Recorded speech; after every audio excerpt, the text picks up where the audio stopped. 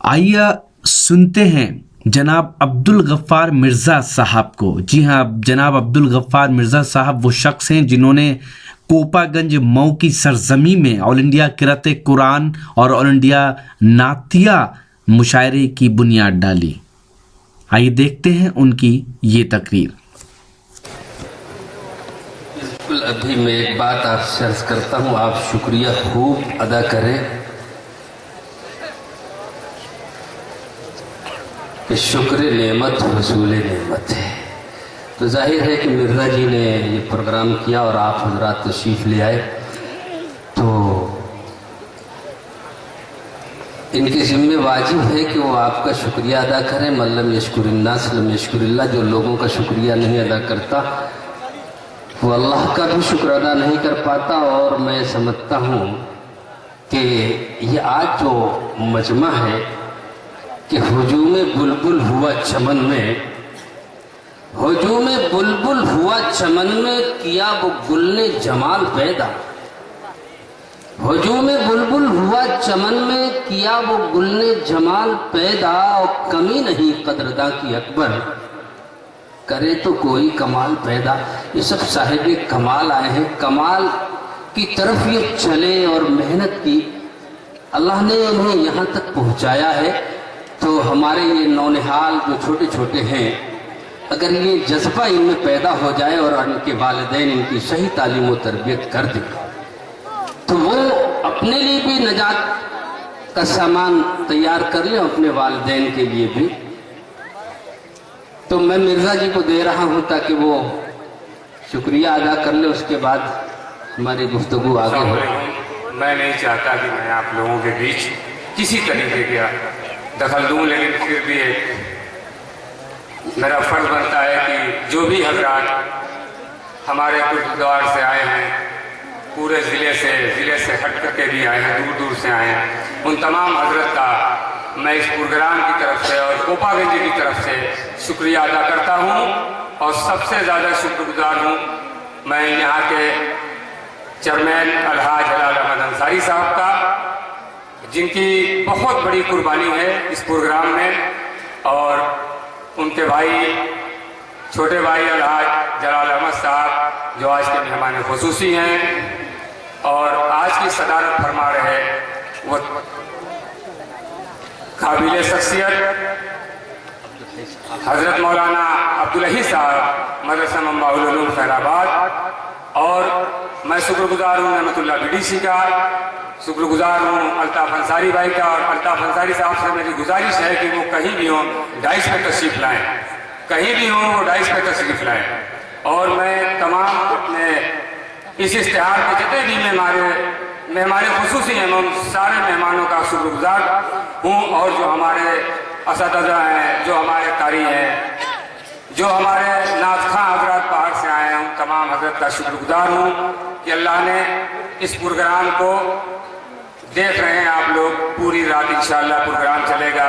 جتنے بھی قرا، جتنے بھی نعت خواں اشتہار میں ہیں، الحمدللہ سارے لوگ، صرف ایک نعت خواں جن کا نام حق کانپوری ہے وہ ہماری محفل میں نہیں آئے، اور اب تک میرا ان سے رابطہ نہیں ہوا۔ باقی الحمدللہ سارے قرا حضرات آئے اور سارے نعت خواں آئے۔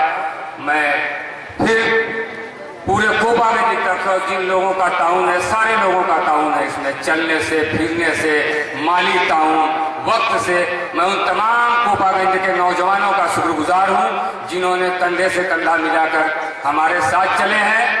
پورے کوپا گنج کے ایک ایک نوجوانوں کا میں شکر گزار ہوں جو ایک ایک کندھے سے کندھا ملا کر کے چلے ہیں۔ اور یہ بھی ہے کہ یہ انشاءاللہ میرا آخری پروگرام بھی ہے، اس کے بعد اب آپ لوگ انشاءاللہ کریں گے، میرا جو تعاون ہوگا میں کروں گا، لیکن میرا آخری پروگرام ہے، معافی کے ساتھ السلام علیکم۔ حوصلہ اس طرح سے ہمت ہار جانا اور لوگوں سے یہ کہنا کہ میرا آخری پروگرام ہے، عجیب سا لگتا ہے۔ بچے بھی ہنس رہے ہیں اور بڑے ہنس نہیں رہے ہوں گے، سوچ رہے ہوں کہ آخر یہ ہوا کیا، یہ انقلاب کون سا آیا، آخر مرزا عبدالغفار صاحب چلتے چلتے ایک دم پیچھے کیوں مڑ گئے، کیا آگے کوئی خطرہ تھا, کوئی شیر تھا, کوئی باغ تھا, بھاگ لیے یہ پیچھے کو. تو حضرات یہ تو ہوتا آیا ہے کہ آدمی کسی موڑ پہ پہنچ کر کے ہمت ہار جاتا ہے, لیکن پھر اس کو اپنی غلطی کا احساس ہوتا ہے کہ میں نے غلط فیصلے کیے. مولانا عبدالماجد دریابادی جو انہوں نے اپنی آپ بیتی لکھی ہے, وہ یہ سوچتے ہیں کہ نکاح جب میرا ہوا تو وہ نہیں جانتے تھے کہ دین کیا, اسلام کیا, مذہب کیا. تو یہ ہوا کہ اتنی مہر آپ کی بدھی, کہنے لگی جتنی جی چاہے بات دو, جتنی جی چاہے بات دو. وہ لاکھوں میں مہر بد گئے اس زمانے کی بات, کیونکہ وہ مانتے ہی نہیں تھے یہ سب چیزیں کیا ہے. وہ مہر بن گئی ان کی, اللہ نے ان کو جذب کیا, ان کو توفیق ہوئی, حضرت تھانوی رحمۃ اللہ علیہ کی خدمت میں پہنچے تو معلوم ہوا کہ دین کیا ہے, اسلام کیا ہے, زندگی کیا ہے, اور زندگی کا مقصد کیا ہے. اب تو پسینہ آنے لگا, لاکھوں میں مہر بد گئی. تو دینا فرض ہے, واجب ہے, اور نہیں تو بیوی گریبان پکڑ لے گی حشر کے میدان میں. اور حضرات جن لوگوں نے یہ ہوتا ہے, لوگ یہ سوچتے ہیں کچھ بھی بات دو. ایک جگہ جھگڑا ہو رہا تھا اسی پہ, تو وہ دولہا کر رہے تھے یار میرا نکاح کیوں نہیں ہو رہا, کہہ لے کہ یار مہر پہ جھگڑا ہو رہا ہے. چکر کیا, کہہ لے کہ وہ تو لڑکی والے کہہ رہے 2 لاکھ. ابھی 2 لاکھ نہیں, ان کو 5 لاکھ باندھو. کوئی طلاق دینا ہے کہ دینا ہے؟ ارے نہ طلاق دوں گا نہ دوں گا. اس کے ذہن میں تو یہ ہے کہ نہ طلاق دوں گا نہ دوں گا, 5 لاکھ باندھ دیں. ایسے ہی عبدالماجد دریابادی کا بھی حال تھا, کہہ دیا باندھ تو جتنی دی چاہیے.